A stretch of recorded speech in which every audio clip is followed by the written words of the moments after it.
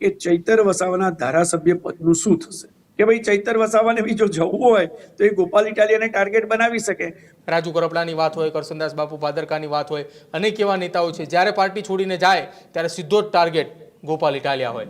રાજકારણમાં મેદાની યુદ્ધ જુદું છે અને ન્યાયિક યુદ્ધ જુદું છે। ચૈતર વસાવા જે કઈ નિર્ણય કરશે એ 2027ની ચૂંટણીના 4-5 મહિના પહેલા, એટલે કે આવતા મે જૂન સુધીમાં નિર્ણય કરશે।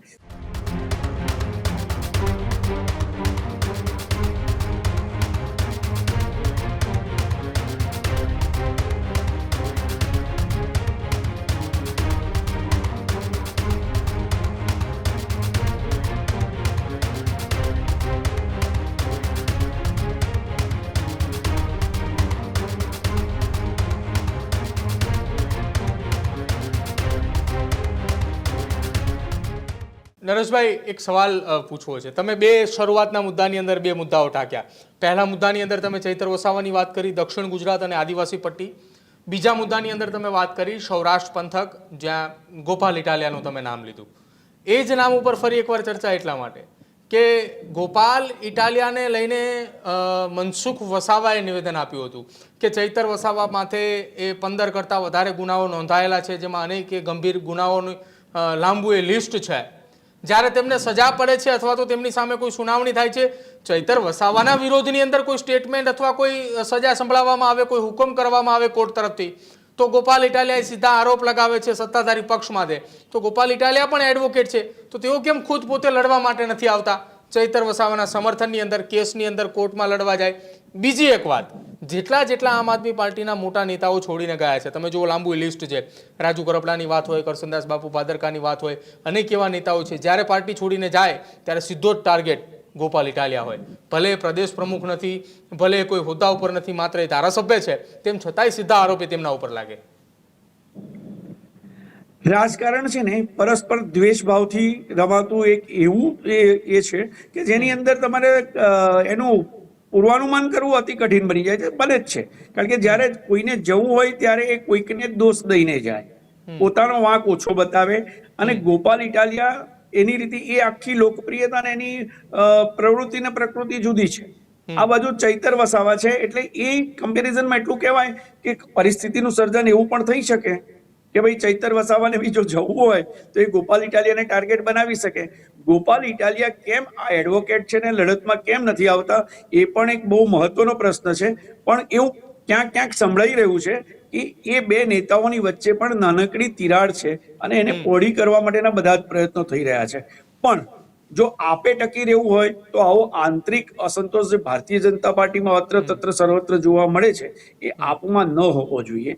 આપનું શીર્ષસ્થ નેતૃત્વ જે કઈ છે દિલ્હી અને એની અત્યારે તો ભગવત માન અને એ લોકો છે, ધ્યાન રાખે છે, જુએ છે, પણ એમણે પણ આ એ કરી અને ચૈતર વસાવાને ટકાવવા માટે પૂરેપૂરું બળ આપવું પડે, નહીતર ચૈતર વસાવા કશું પણ કરી શકે છે।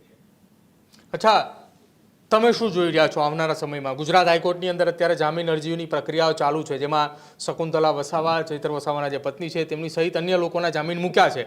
ચૈતર વસાવાની જામીન અરજી મૂકવાની બાકી રાખી છે।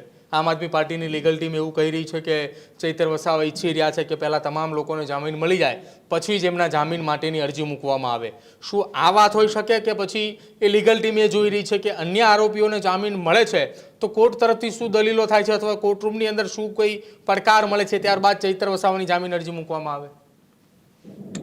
રાજકારણમાં મેદાની યુદ્ધ જુદું છે અને ન્યાયિક યુદ્ધ જુદું છે। ન્યાયિક યુદ્ધની અંદર પણ કેટલી બધી ગણતરીઓ મૂકવાની આવે છે, કેટલુંક એને ધ્યાન રાખવું પડે છે, અને એની અંદર પણ step by step Chaitar Vasava ખરેખર એવું ઈચ્છે છે કે બધા બહાર આવે પછી હું બહાર આવું, કે કંઈક જુદું છે?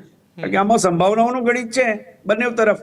જેટલું ડીલે થતું જાય, કારણ કે અમારી પાસે જે કંઈ રાજકીય ચર્ચા વિચારણા અને બધા ક્ષેત્રની અંદર વાતો થાય છે એમાં એવું છે કે ભાઈ ચૈતર વસાવા પણ કોઈ પણ નિર્ણય લેશે એની એ એક તો આપમાં તો છે જ, ભારતીય જનતા પાર્ટીની નજર હોય એ બહુ સ્વાભાવિક છે, કોંગ્રેસની પણ એની પર નજર છે, કારણ કે ત્યાં પણ શૂન્યાવકાશ છે આદિવાસી પટ્ટી ઉપર નેતૃત્વનો, અને ત્યાં એની અંદર ચૈતર વસાવા જે કઈ નિર્ણય કરશે એ 2027ની ચૂંટણીના 4-5 મહિના પહેલા, એટલે કે આવતા મે જૂન સુધીમાં નિર્ણય કરશે।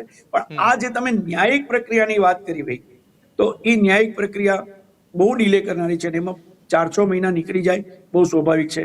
પણ પ્રશ્ન વળીને આપણા મગજમાં ઉઠે તો એ જ છે કે આટલી ન્યાયિક પ્રક્રિયા ચાલે, એ ડિલે થાય, 4-6 મહિના નીકળે, ત્યાં સુધી પ્રશ્ન એ છે કે ચૈતર વસાવાના ધારાસભ્ય પદનું શું થશે? કારણ કે એ અરજી પણ ગુજરાત વિધાનસભાના અધ્યક્ષ પાસે પેન્ડિંગ પડી છે, પણ નિર્ણય આવ્યો નથી. ખેડૂત ભાઈઓ છે એ ખેતરમાં ડ્રોન ઉડાવતા હોય છે ત્યારે આપણે એક પ્રશ્ન સતાવતો હોય છે કે જે આપણે અત્યાર સુધી જીપીએસ ટેકનોલોજી વાળા ડ્રોન વાપર્યા છે, જેથી કરીને મોબાઈલ ટાવર છે અથવા તો હાઈ ટેન્શન લાઈન પસાર થતી હોય, કોઈ વૃક્ષો હોય, ત્યારે જે જીપીએસ ટેકનોલોજી વાળા ડ્રોન છે એમાં ટકરાય અને ટ્રેસ થાય છે. પણ એગ્રીવન લાવ્યું છે જીએનએસએસ ટેકનોલોજી ડ્રોન, જેથી કરીને એ ડ્રોન છે એ કોઈ જગ્યાએ ટકરાય નહીં, પોતાની રીતે જ ડિસિઝન લે છે અને મૂવ થઈ જાય છે, જેથી કરીને જીએનએસએસ ટેકનોલોજી ડ્રોન છે એ વાપરવાનો આગ્રહ રાખો.